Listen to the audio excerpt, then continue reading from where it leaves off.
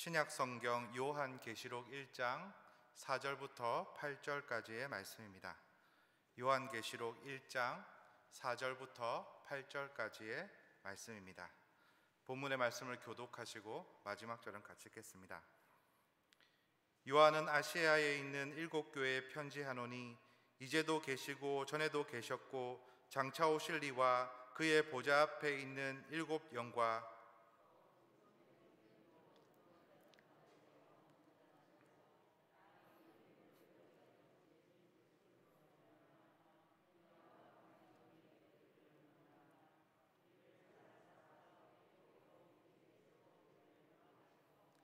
그의 아버지 하나님을 위하여 우리를 나라와 제사장으로 삼으신 그에게 영광과 능력이 세세토록 있기를 원하노라. 아멘.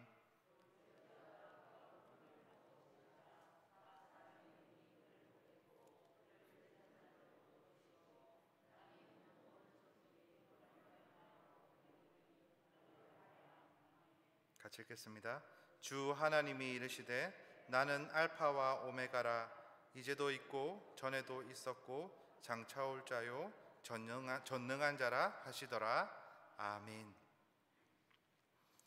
요한계시록 강의 두 번째 시간, 삼위 하나님께 영광이라는 제목으로 하나님의 말씀을 전하겠습니다. 우리는 통신수단이 급격하게 발달한 시대를 살고 있습니다. 그 속도가 얼마나 빠르냐면 제가 1998년에 군대에 입대하기 전에 제대하면서 쓰려고 새 신형 삐삐를 사놓고 군대에 들어갔는데 제대하고 보니까 이미 삐삐는 없어지고 휴대폰의 시대가 됐습니다. 불과 2년 2개월 만에 벌어진 일이죠. 지금은 어떻습니까? 그 후로 불과 한 10여 년 만에 사람들의 손에는 소형 컴퓨터가 하나씩 들려 있습니다. 스마트폰만 있으면 언제 어느 때 누구와도 쉽게 소통할 수 있죠. 예를 들어 카톡으로 상대방과 만나서 대화하는 것처럼 실시간 소통이 가능합니다. 그리고 수많은 정보들을 공유할 수도 있습니다. 하지만 아무리 통신수단이 발달하고 대단하게 빨라진 시대가 된다 하더라도 진정성 있게 마음을 전하는 데는 편지만한 것이 없는 것 같습니다. 우리 대부분은, 여기 앉아 계신 대부분은 다 결혼하셨지만 아직 미혼이라고 한번 가정해 봅시다. 상대방이 여러분에게 카톡으로 달랑 하나 나랑 결혼하자라고 보내는 것이 좋겠습니까? 아니면 정성 들여서 손으로 쓴 편지가 좋겠습니까? 당연히 편지가 좋겠죠. 이처럼 세상이 아무리 발달해도 특별한 가치를 지니는 것들이 있습니다. 편지가 바로 그런 것입니다. 지금 우리에게도 편지는 이렇게 소중한 수단인데, 오직 편지밖에 소통할 수단이 없었던 고대 사회에서는 얼마나 더 중요한 수단이었을까요? 사도 요한은 자신이 보고 들은 놀라운 계시들을 속히 전하기 위하여 편지를 썼습니다. 그 편지가 바로 요한계시록입니다. 여기서 지난 시간에 배운 것을 잠깐 정리하겠습니다. 요한계시록은 크게 3가지 장르로 되어 있는데 기억하시죠? 이게 화면에도 나옵니다. 먼저는 계시입니다. 1절에 나옵니다. 요한은 계시를 받았는데 상징으로 된 계시를 받았습니다. 다음으로는 예언입니다. 3절이죠. 요한이 받은 계시는 하나님 나라에 대한 예언으로 가득 차 있습니다. 마지막으로 좀 전에 말씀드린 대로 요한계시록은 편지 글입니다. 이 예언의 말씀은 성도들이 처한 상황에 대해서 직접적인 해결책을 주는 편지라는 방식으로 기록되었습니다. 사도는 이 편지를 지금 누구에게 쓰고 있습니까? 4절을 보면 아시아에 있는 7교회에게 편지를 쓰고 있습니다. 아시아는 지금 우리가 생각하는 것처럼 아시아 대륙을 말하는 것이 아닙니다. 요한 당시에 소아시아라고 불리는 지역을 말하는데, 지금으로 따지면 터키의 서부 지역을 소아시아 지역이라고 합니다. 당시에 그곳에 대로를 따라서 7개의 교회가 있었는데 그 교회의 이름들이 요한계시록 2장 3장에 나옵니다. 어디죠? 여기 화면에도 나오는데 에베소, 서머나, 버가모, 두아디라, 사데, 빌라델비아, 라오디게아, 이렇게 총 7개의 교회입니다. 그런데 왜 소아시아에 7 교회에만 편지를 보냈을까요? 우리가 잘 아는 예루살렘 교회나 안디옥 교회나 빌립보 교회 같은 것도 있는데 말입니다. 그 이유는 여기에 나오는 7 교회는 단순히 그 7 교회만을 가리키는 것이 아니기 때문입니다. 지난 시간에 요한계시록의 대부분의 내용이 상징이라고 말하면서 제가 숫자도 상징이다 이렇게 말한 것을 기억하십니까? 요한계시록에서 많이 사용되는 숫자들이 있는데 그 중에서 하나가 바로 7이란 숫자입니다. 7이란 숫자는 온전함, 충만함이라는 의미를 가진 숫자입니다. 상징적인 의미가 있습니다. 그래서 소아시아의 7 교회를 사도 요한이 뽑았지만 그 교회들의 모습은 지상에 있는 모든 교회의 모습을 온전하게 보여준다라는 것이죠. 특정 교회를 떠올리며 여러분 머릿속에 지금 특정한 어떤 교회를 떠올리며 계시록에 나오는 7 교회의 모습과 한번 비교해 보십시오. 7 교회 중에서 적어도 한 교회 이상의 모습과 닮아 있을 것입니다. 그렇습니다. 요한은 지금 소아시아의 7 교회에 편지하고 있지만 실제로는 전 세계 각지에 흩어져 있는 모든 시대의 교회들에게 편지하고 있는 것입니다. 그렇다면 요한은 지금 왜 이 편지를 쓰고 있습니까? 편지를 쓰는 목적이 무엇입니까? 우리 오늘 본문 4절 하반절과 5절 상반절을 같이 한번 읽어보겠습니다. 시작. 이제도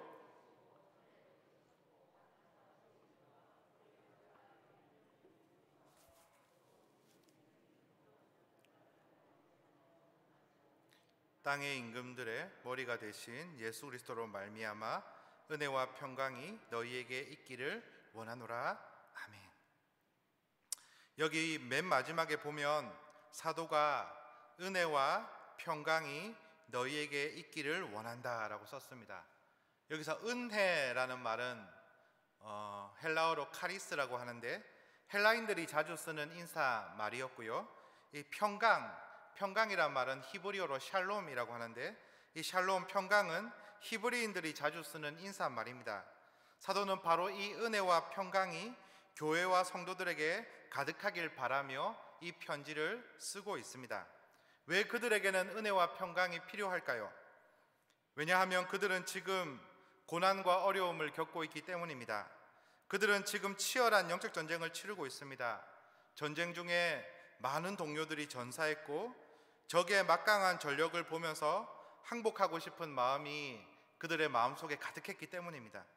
당시에 로마 황제가 얼마나 많은 그리스도인들을 박해했습니까?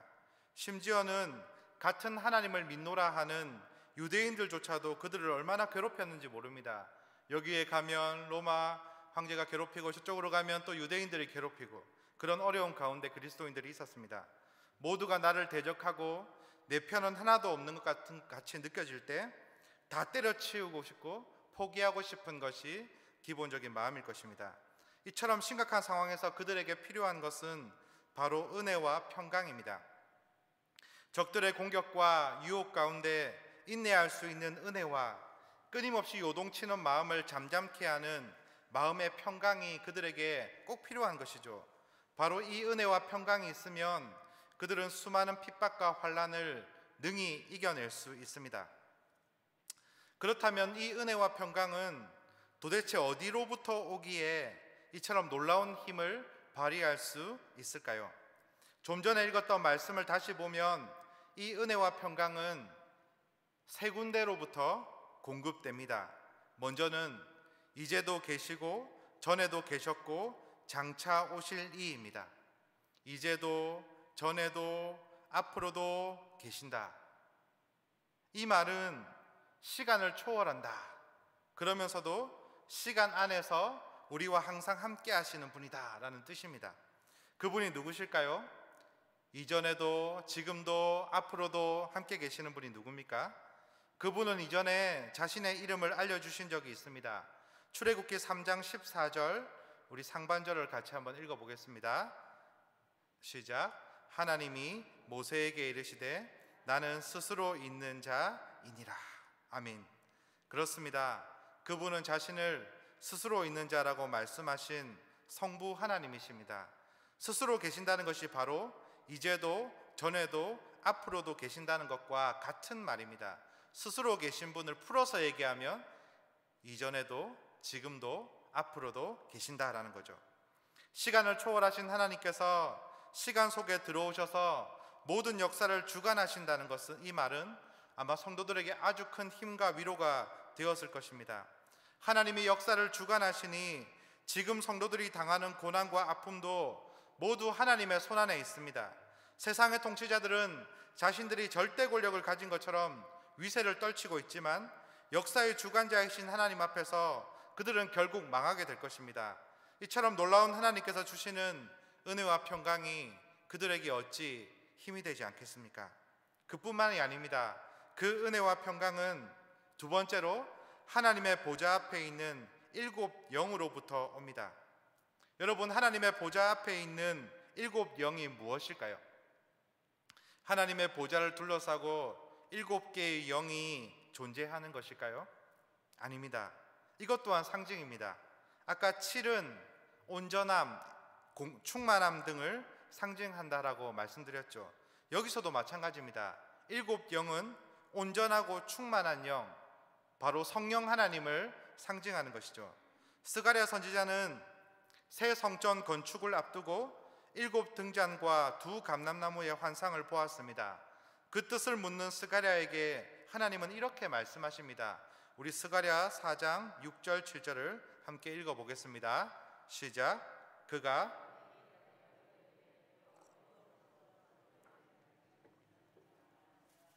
만군의 여호와께서 말씀하시되 이는 힘으로 되지 아니하며 능력으로 되지 아니하고 오직 나의 영으로 되느니라. 큰 산아 내가 무엇이냐? 내가 스룹바벨 앞에서 평지가 되리라. 그가 머릿돌을 내놓을 때에 무리가 외치기를 은총 은총이 그에게 있을지어다 하리라 하셨고. 아멘.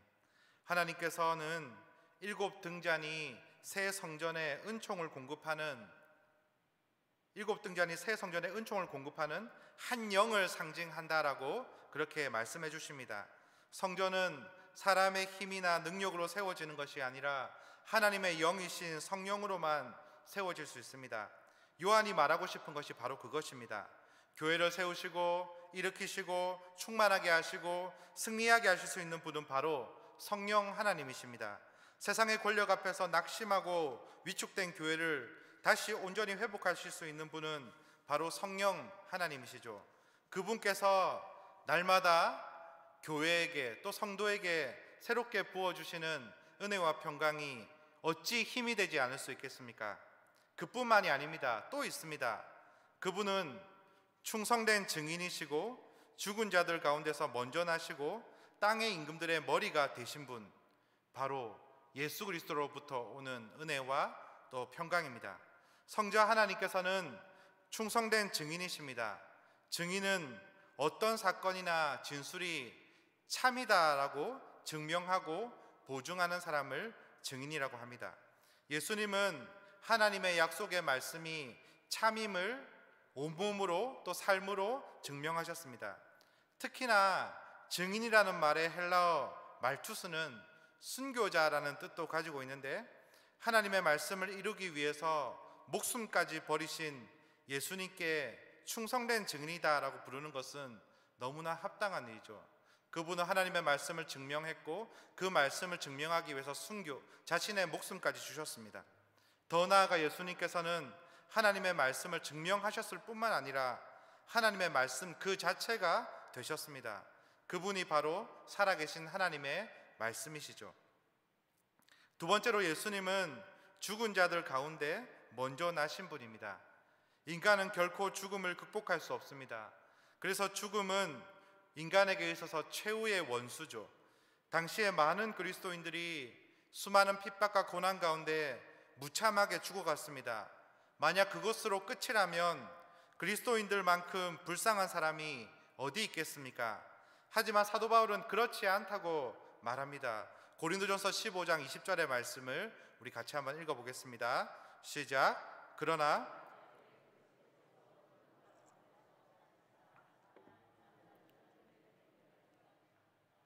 아멘. 성도의 죽음이 헛되지 않은 것은 예수 그리스도께서 부활의 첫 열매가 되셨기 때문입니다. 예수님의 부활은 새로운 창조가 시작되었다는 것을 말합니다. 하나님의 나라가 시작되었고 새로운 인류가 창조되었다라는 의미입니다. 그러므로 예수님은 새 창조의 창시자입니다. 그뿐만 아니라 예수님은 땅의 임금들의 머리가 되신 분입니다. 당시에 악명을 떨치던 네로 황제도 또는 도미티안 황제도 심지어는 악의 왕 사탄까지도 예수님의 지배 아래에 있습니다. 결국 이들도 만왕의 왕이신 예수님 앞에 철저히 무릎을 꿇게 될 것입니다. 이처럼 충성된 증인이시고 새 창조의 창시자이시며 만왕의 왕이신 예수님께서 주시는 은혜와 평강이 어찌 성도들에게 위로와 힘이 되지 않겠습니까? 고난 가운데 있는 성도들은 성부, 성자, 성령 삼위 하나님께서 주시는 특별한 은혜와 평강을 힘입어 고난을 이겨내야 합니다. 그리고 이처럼 놀라운 선물을 주신 하나님께 감사의 찬송을 드려야 합니다. 그래서 사도는 하나님께 영광의 찬송을 올려드립니다. 우리 본문 5절 하반절과 6절을 함께 읽어보겠습니다. 시작. 우리를 사랑하사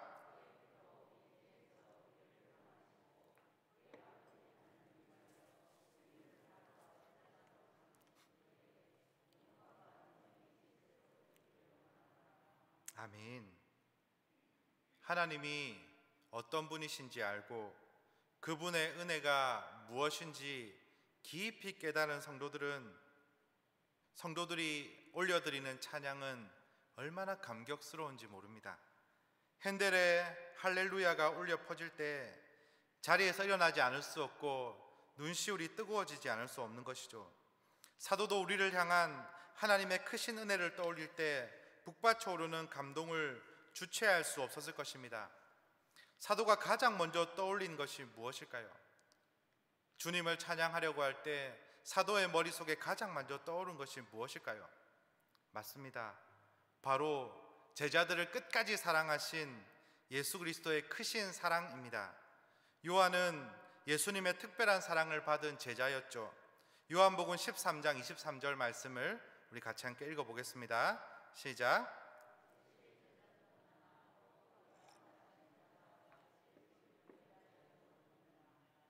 아멘. 요한은 최후의 만찬상에서 예수님 옆자리에 앉아서 그 품에 누워 있었을 정도로 예수님의 사랑을 받는 제자였습니다. 그뿐입니까?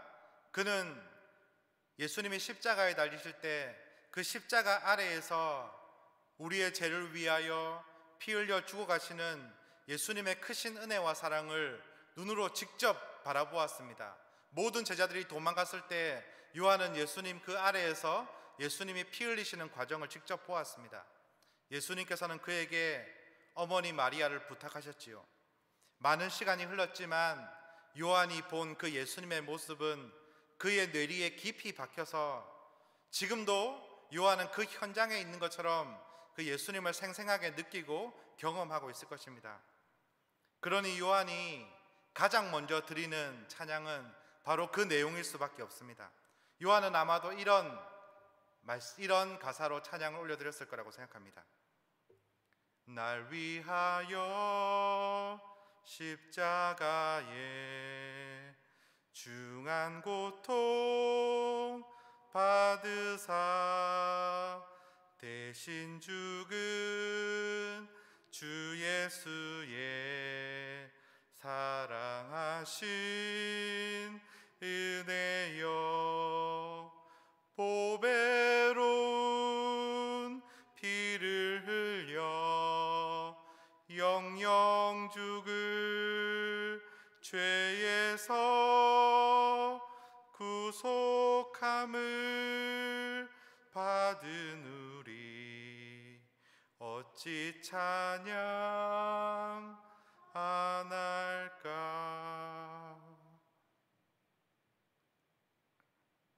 요한은 찬양의 첫 마디를 우리를 사랑하사 그의 피로 우리 죄에서 우리를 해방하시고 이렇게 찬양하고 있습니다. 우리를 사랑하셔서 우리를 죄에서 해방시키시기 위해 십자가에서 모든 피를 흘리신 예수님, 그분의 크신 은혜와 사랑을 생각할 때 찬양하지 않을 수 없습니다. 그 고귀한 사랑 때문에 우리는 더 이상 죄에게 종로를 탈 필요가 없습니다. 죄책감에 떨며 심판을 두려워하지 않아도 됩니다. 우리는 주님의 그 크신 은혜로 말미암아 참된 자유를 얻게 되었습니다. 그리고 구원의 감격과 기쁨도 누리게 되었죠. 더 나아가 우리는 예수님의 은혜로 하나님을 섬기는 나라와 제사장들이 되었습니다. 시내산 아래에서 이스라엘 백성들과 맺었던 하나님의 언약이 다 이루어졌습니다. 우리 출애굽기 19장 5절과 6절의 말씀을 함께 읽어보겠습니다. 시작.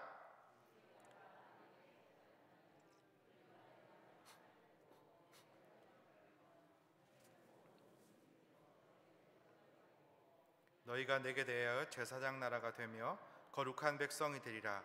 너는 이 말을 이스라엘 자손에게 전할지니라. 아멘. 여기 말씀에 보면 시내산에서는 하나님께서 이스라엘 백성에게 되리라, 앞으로 되리라 이렇게 말씀하셨지만 오늘 본문 6절을 보면 삼으신, 나라와 제사장 삼으신, 이렇게 이미 되었다, 이미 이루어졌다라고 말하고 있는 것이죠. 너무나 감격스럽지 않습니까? 하나님의 되리라란 약속이 이미 되었다, 이렇게 변화된 것입니다. 우리는 예수 그리스도로 말미암아 하나님을 섬기는 나라와 제사장이 이미 되었습니다.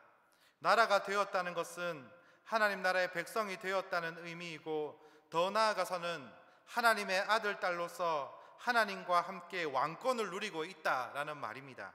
그리고 제사장이 되었다는 것은 하나님의 보좌 앞에 나아가서 언제든지 예배할 수 있다는 말이고, 또한 세상에 복음을 전하여 죽어가는 많은 영혼들을 구원하여 하나님과 또한 그 구원받지 못한 자들 사이에 화해를 이루는 귀한 사명, 특별한 사명을 받았다라는 의미입니다. 오늘 본문의 찬양이 예수님께 초점이 맞추어져 있지만 이 모든 은혜가 바로 삼위 하나님으로부터 내려왔습니다. 그러니 우리는 그분을 찬양해야 합니다. 삼위 하나님께 모든 영광과 능력이 세세토록 있기를 원합니다, 이렇게 찬양을 하는 것이죠. 삼위 하나님은 영원토록 찬양을 받으시기에 합당하신 분이시고, 그분의 능력은 영원 무궁하시기 때문에 우리는 그것을 찬양할 수밖에 없는 것이죠. 사도는 찬양이 끝난 이후에 아멘이라고 고백하면서 반드시 그렇게 되기를 원합니다 라고 다시 한 번 더 간구하고 있습니다. 이처럼 삼위 하나님의 은혜와 평강을 받고 찬양으로 올려드리는 성도들에게 사도는 확신에 찬 승리의 약속을 합니다. 우리 본문 7절의 말씀을 같이 한번 읽어보겠습니다. 7절 시작.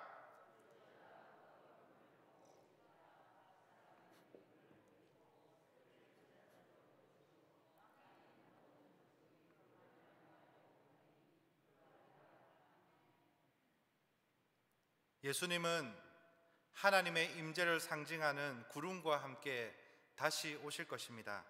주님의 다시 오심은 너무나 확실해서 모든 인류가 다 보고 알 것입니다.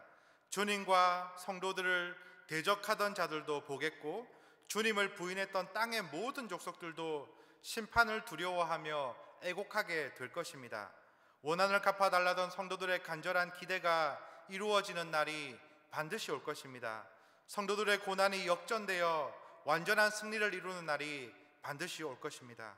사도는 그 날이 반드시 온다는 의미로 여기 맨 마지막에 보면 그러하리라 아멘 이렇게 되어 있는데, 이 두 가지가 같은 말입니다.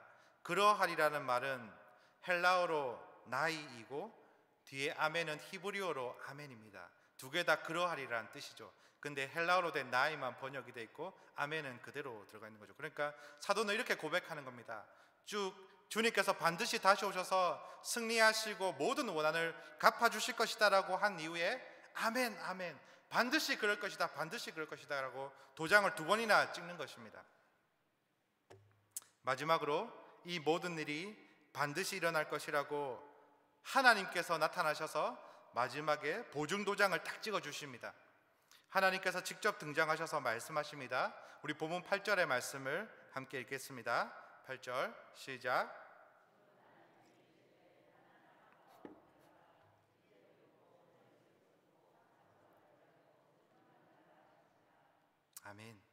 사도가 아무리 대단한 말을 해도 그것이 하나님의 뜻이 아니라면 아무 소용이 없을 것입니다. 사람이 아무리 대단한 일을 계획할지라도 그 계획을 이루시는 분은 하나님이시죠. 하나님께서는 사도가 말한 바가 확실하다라는 것을 보증하시기 위하여 마지막에 직접 말씀하십니다. 이 모든 일들이 확실히 이루어질 것인데 그 이유는 하나님께서 그 모든 일을 이루실 수 있는 분이시기 때문이죠.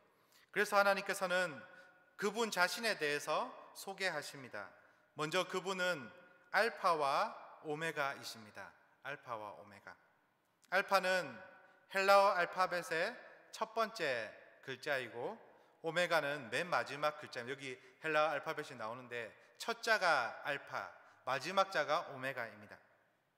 그래서 이 말의 뜻은 하나님은 처음이시고 끝이다, 처음이고 마지막이다 라는 것을 말하는 겁니다. 세상의 처음과 끝을 만드시고 주관하시는 분이시다라는 뜻이죠. 우리는 시간 속에 살면서 시간의 제약을 받지만 하나님께서는 시간을 초월하시고 오히려 그 없는 시간을 만들어내시고 그 시간을 통제하시는 분이다라는 거죠. 또 하나님께서는 이제도 전에도 장차도 계시는 분이십니다. 시간을 초월하신 그분께서 시간 속에 들어오셔서 그 안에서 세상을 통치하시고 다스리시는 것입니다. 하나님이 계시지 않는 때는 없기 때문에 하나님 그 모든 시간을 붙들고 계시고 그 시간 가운데 오셔서 그 시간을 통치하시고 다스리는 것이죠. 그분은 저 멀리 떨어져 있는 죽은 하나님이 아니라 언제나 우리와 함께 하시며 우리를 붙드시고 우리를 도와주시고 우리를 승리케 하시는 살아계신 하나님이십니다. 그리고 그분은 전능하신 분이십니다. 한이 없는 능력으로 그분께서 약속하신 모든 것들을 반드시 이루실 것입니다. 성도들을 구원하시고 악인들을 심판하실 것입니다. 마침내 하나님의 나라를 완성시키시고 영원한 기쁨과 평강을 우리 모두에게 주실 것입니다. 여러분, 소망이 생기지 않습니까? 여러분의 마음속에서부터 올라오는 흔들리지 않는 확신이 생기지 않습니까? 온 세상을 창조하시고 통치하시는 전능하신 왕이 바로 우리가 믿고 있는 우리 하나님 아버지이십니다. 그분께서 우리에게 은혜와 평강을 주시고 우리를 사랑하셔서 그 피로 우리를 구원하여 주시고 우리를 나라와 제사장으로 삼아 주셨습니다. 비천하고 실패한 우리들을 새 사람으로 창조하셔서 영원한 하나님의 나라를 선물로 주시고 하나님의 아들이고 하나님의 딸이라고 불릴 수 있고 하나님 나라에서 왕으로 살아갈 수 있는 특권을 주셨습니다. 그 은혜를 어찌 찬양하지 않을 수 있을까요? 도스토예프스키는 죄와 벌에서 이렇게 말했습니다. 어둠이 깊을수록 별은 더 찬란하게 빛나듯이 슬픔이 깊을수록 하나님은 더 가까이 계십니다. 인생의 무게가 더해지고 고난은 점점 더 깊어져 갈 때 우리는 반드시 기억해야 합니다. 전능하신 하나님께서 그 지금 이 순간에도 우리와 함께 계신다는 사실을 말입니다. 그분께서 우리에게 확실한 승리의 약속을 주시며 끊임없이 은혜와 평강을 주십니다. 이제 우리가 해야 할 일은 명백합니다. 그것은 영광의 주님께 경배와 찬양을 올려드리는 것이고 승리의 소망으로 고난을 인내하는 것이며 우리에게 맡겨진 나라와 제사장의 소명을 묵묵히 이루어 나가는 것입니다. 여기 계신 모든 성도님들이 이 귀한 은혜를 기억하며 날마다 하나님의 은혜와 평강을 공급받으면서 세상의 많은 어려움과 고난 속에서도 인내하고 승리하는 그러한 놀라운 하나님 나라의 백성들이 되시길 주님의 이름으로 간절히 축원합니다.